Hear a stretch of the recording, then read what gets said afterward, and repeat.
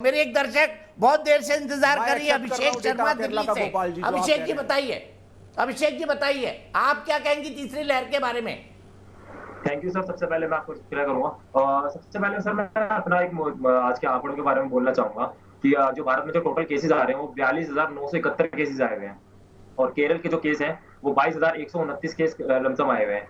तो इस तरीके से देखा जाए तो केरल में जो केसेस आए हुए हैं वो 50% जो आज भारत के जो टोटल केस है उसके हिसाब से है।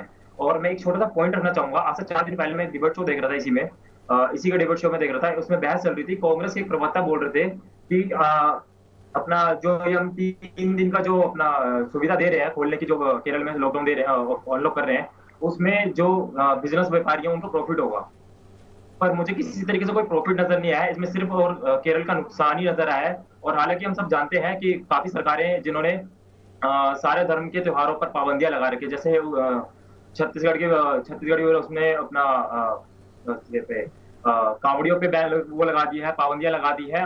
पर सुप्रीम कोर्ट के इसको अपने आदेश को केरल सरकार ने खारिज करते हुए ईद पर जो छूट दी थी उसमें केरल की सबसे बड़ी गलती थी, जिसके कारण आज भारत में जितने भी केस आ रहे हैं उसका 50% केस केरल में गिना जा रहा है। ठीक है, बहुत बहुत शुक्रिया अभिषेक, बहुत बहुत शुक्रिया। आपने कहा कि केरल सरकार ने सुप्रीम कोर्ट के निर्देशों का भी पालन नहीं किया। डॉक्टर वली, इससे आगे क्या? ऐसे तो हम उलझते जाएंगे। आप क्या समझाना चाहेंगे एज ए मेडिकल एक्सपर्ट कि जहां पर केसेस बढ़ रहे हैं उन राज्यों को क्या करना चाहिए?